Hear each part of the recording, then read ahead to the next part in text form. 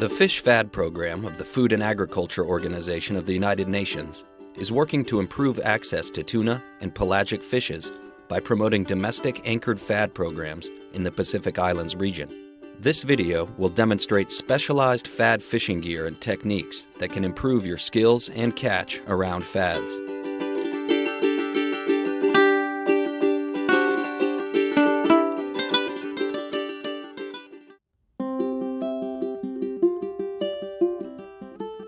Sometimes we hear that a particular fad has no fish on it, or that fishing that fad is a waste of time.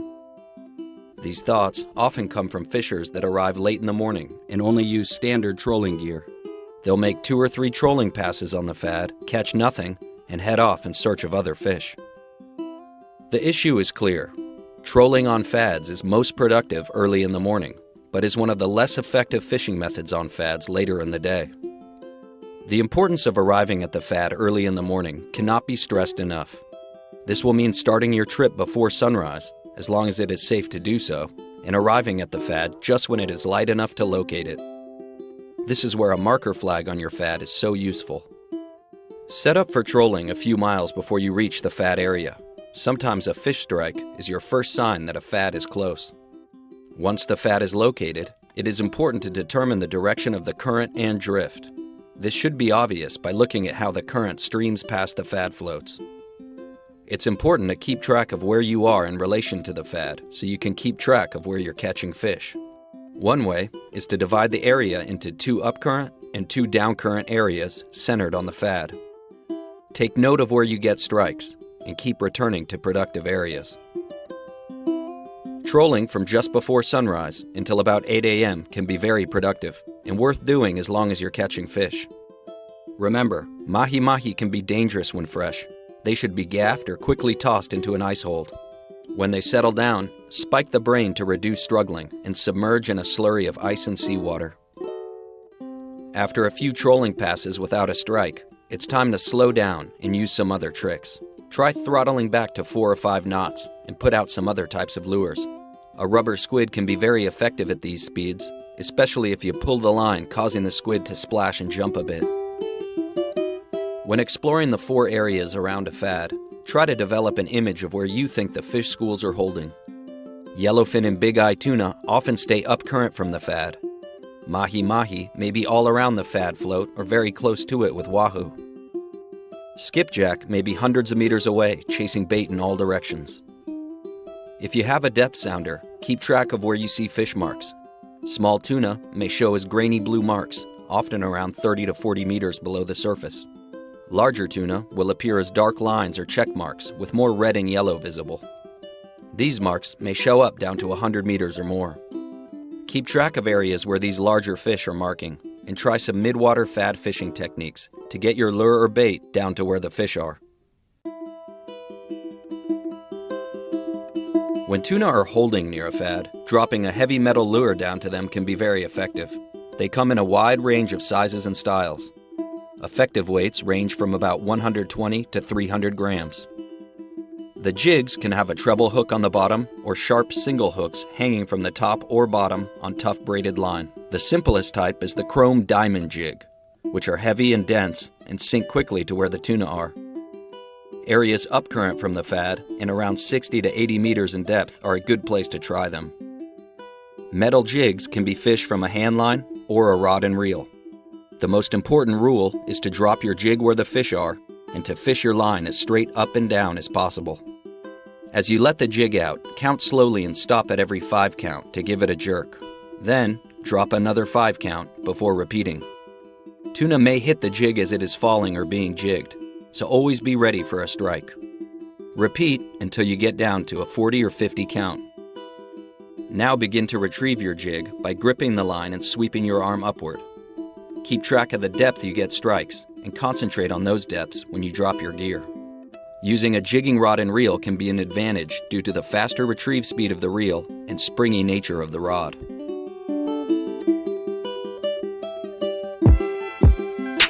An effective way to put fish in the box is the use of what we call a spreader bar. This technique uses a weighted steel rod to take a lure that can normally only be used at the surface down to where the tuna are. The technique uses a long monofilament leader of 4 to 5 arm spans in length. A great lure on the spreader bar is a small trolling skirt on a single number 24 circle hook, or small silvery metal lures. If your boat has an echo sounder, locate the school. Otherwise, through trial and error, you'll learn where the schools normally hold. Deploy the lure clear of the boat, letting the leader stretch out fully, and drop the bar to your chosen depth. This can be assisted by marking your line or by using the countdown method. It is important to have your spreader bar and lure directly below you during retrieval, so the lure is rising vertically. If using a hand line, retrieve in long, arm-length pulls. If using a fishing rod, lift and crank in long, steady pulls. After 5 pulls, hesitate, then start pulling again. Often a tuna will hit when you pause. When you get to the spreader bar, place it on the gunnel and grab the leader. If the fish runs, the bar must be able to fly off the rail without tangling.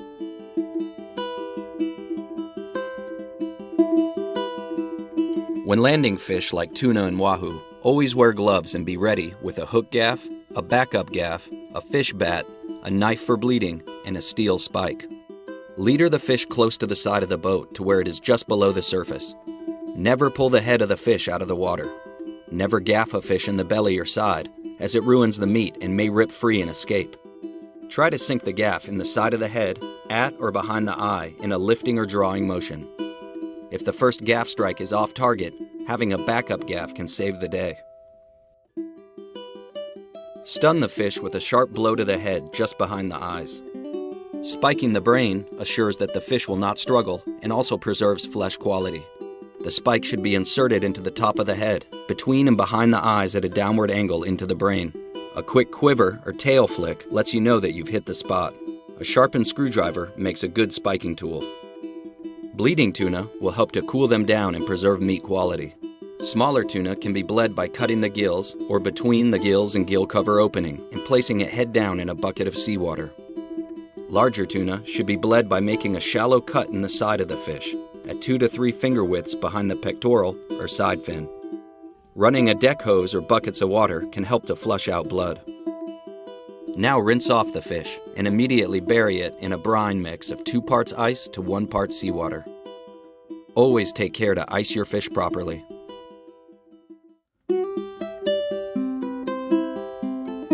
Once an area of tuna have been located near a fad, various midwater handline techniques can be used to target the larger tuna that hang out below the smaller fish.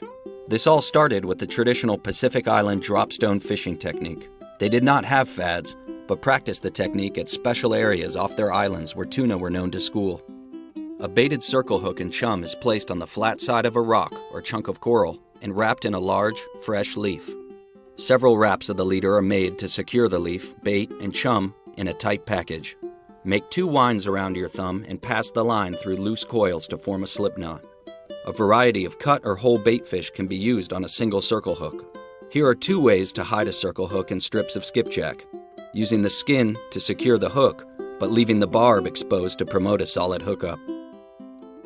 The boat is positioned upcurrent of where fish are holding near the fad. Spare line is paid out, and the stone package is dropped with slack line paid out quickly to the desired depth. A sharp pull frees the slip knot, releasing the weight and leaves the baited hook inside a cloud of chum. Another few fathoms of line is paid out to allow the hook to drift freely to simulate a natural bait. This method will require you to gather and bring stones or coral chunks to use as weights. These should be about the size of 1 or 2 fists and 1.5 to 2 kilograms in weight. It's good to have 1 flat side to secure your bait and chum on. Paluahi gear is basically the modern-day version of dropstone fishing. The idea is the same, to drop your baited hand line down to where the big tuna are, but a lead weight is attached to your line instead of a stone that falls free and is lost. In this way, we can keep dropping many times using the same setup, which consists of a sturdy hand line, square chum cloth, weight, leader, and circle hook. The hand line is stored and fished from a round plastic basin, such as a plant container or a plastic laundry bin. The hand line is made from multi-strand, no-stretch braided line of about 100 to 200 kilogram test. It's good to have at least 200 to 300 meters of line attached to a monofilament leader tied or crimped to a tuna circle hook in size 10 to 12/0. Be sure to fasten the end of your line to the boat, or make a loop available at the end ready to attach to extra line if needed. Check to see that your hand line is free and clear of tangles. You may want to drop your line overboard before your first drop and neatly stack it back so that it pays out smoothly. Now you need to prepare some chum. You can use any fish, bait fish, or squid chopped up into small pieces.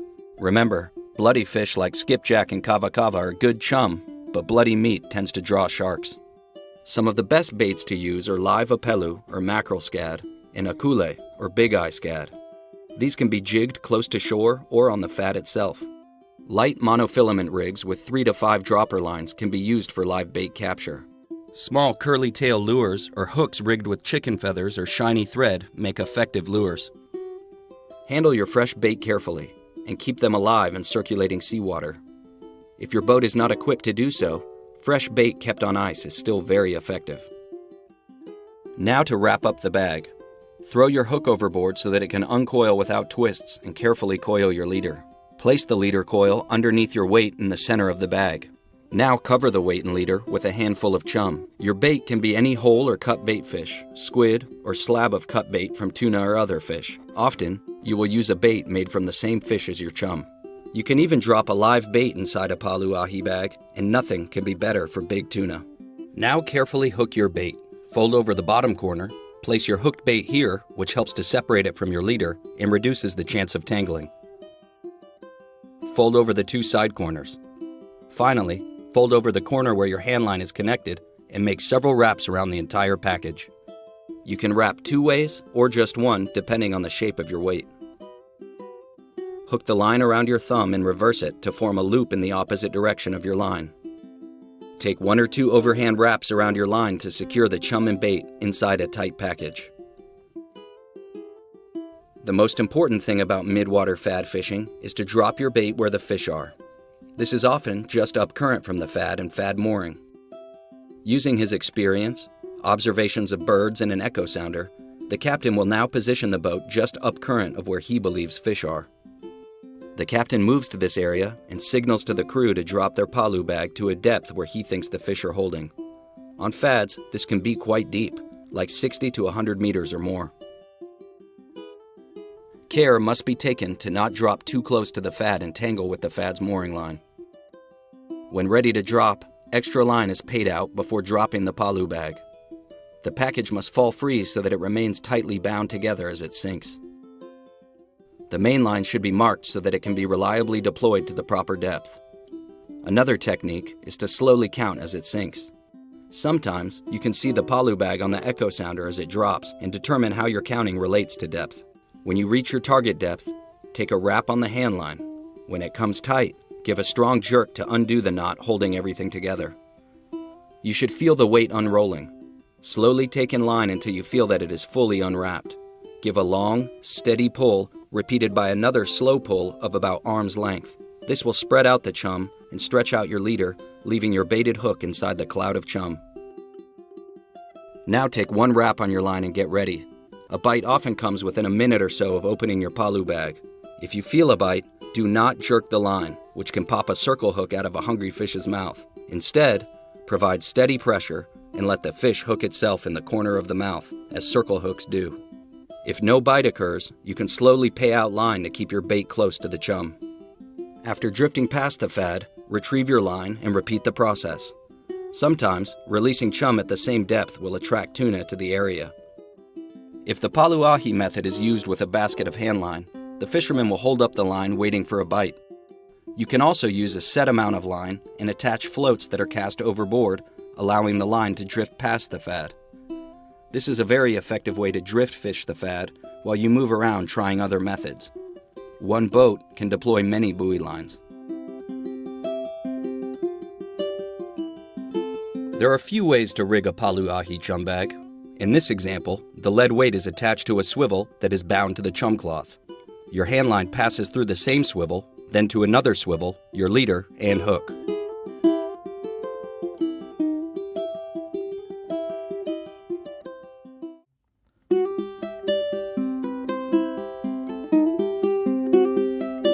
Another way to get your bait down to the bigger fish is to use what we call a cone bag. This is a very simple system that uses a cloth bag sewn into a triangular cone that holds your chum. You can use the same handline basket and line that you use for dropstone or paluahi gear. The defining piece of equipment is a simple cloth bag sewn into a cone shape. Attach a lead weight, about half to 1 kilogram, near the pointed end of the cone. Thread your handline through the weight to a large swivel. Your fishing leader is attached to the other end of the swivel. Use a good quality clear monofilament of 50 to 150 kilogram test and about 3 to 4 meters long, attached to a 10-aught to 12-aught circle hook. Bait your circle hook. A strip of fresh skipjack or tuna works great. Whole or cut apelu or mackerel scad is another proven bait. Cone bag fishing is very fast because you don't even have to coil the leader. Fill the bag with chopped chum and bury the hook bait inside. Position the boat over where you think the fish are. Throw some extra line on the water and carefully drop your bag, pointy end first. As long as you pay out line faster than it's dropping, the chum and bait will remain inside the bag. When your desired depth is reached, wrap the line around your hand to stop the bag and pull up sharply on the line. This will flip the cone bag over and release the chum in your baited hook. If for some reason you experience tangles, you can also coil the leader and bury it inside the chum instead. Remember, if you feel a bite, do not pull back sharply, which will pop the circle hook free. Just hold steady and let the fish hook itself. Most bites occur right away, so be ready.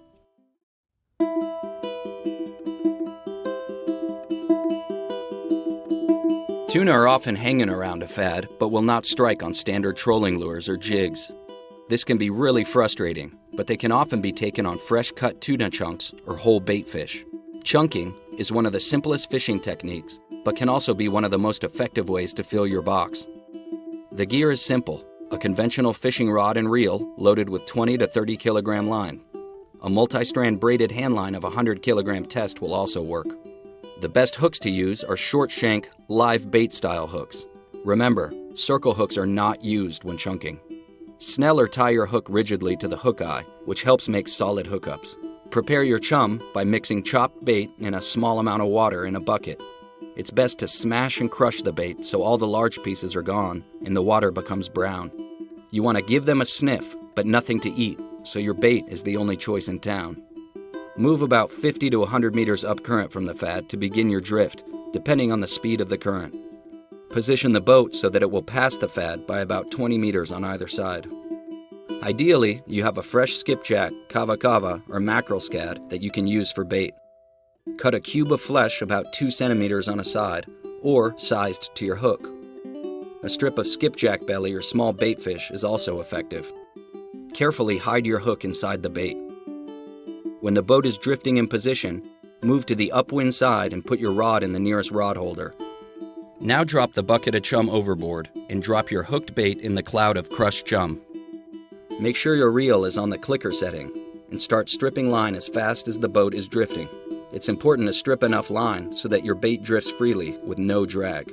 Watch your line like a hawk. If you see the slightest motion, throw your reel in gear and you should be hooked up. Keep chumming the same drift and you will eventually bring the fish up and in a biting mood.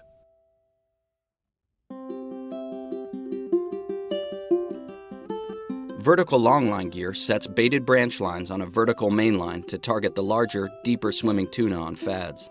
One line may fish 10 to 15 baited circle hooks down to 300 meters. Vertical long lines can be buoyed off to drift past a fad or fish directly from a drifting vessel in combination with other gears such as paluahi and dropstone. Here we see a simple line storage system rigged from 2 plastic wash basins taped together. A section of 3-strand rope is spliced to the swivel and used to connect the branch line leader using a single sheet bend. If you have them, stainless steel longline snaps are used to attach the 3 to 6 meter branch lines to a spliced loop on the main line. They can also be clipped to the eye of very large swivels. Here we see a homemade hook bucket. The hook is baited and thrown over before clipping the snap to the main line. The process is simply reversed when retrieving the line. Be careful to attach each hook to its corresponding snap to avoid tangles. This is the FAO wooden hand reel that can store, deploy, and retrieve the main line when securely mounted to the vessel. A simple weight is made from 3 sections of steel construction bar bound together. Weight should be 2 to 5 kilograms. A variety of cut or hole baits can be used for your vertical longline. And when deploying the vertical longline, the circle hook is baited, thrown over, then clipped to the main line that is slowly let out to prevent tangling. It is important that the hooks are in the water before branch lines are attached for safety reasons. This process continues until all branch lines are set. Floats and a flag marker buoy are attached and allowed to drift past the fad. Setting must be done carefully to avoid tangling the fad mooring line. When the long line has been drifting for an hour or more, approach it from downwind to begin the retrieval. Clip the line into the reel and retrieve branch lines, storing them carefully to avoid tangling on the next deployment. The SPC manual on vertical longlining should be consulted for additional details on gearing up, setting, and operating vertical longlines. The manual can be found online by searching SPC Vertical Longline. Consult the manual also for details on the other fad fishing techniques. We hope this video will encourage you to try some fad fishing methods to improve your catch of larger tuna and your access to fish throughout the day. There are different ways to rig each particular method, so it will be up to you to adapt the gear to match your local conditions. Good and safe fishing to all.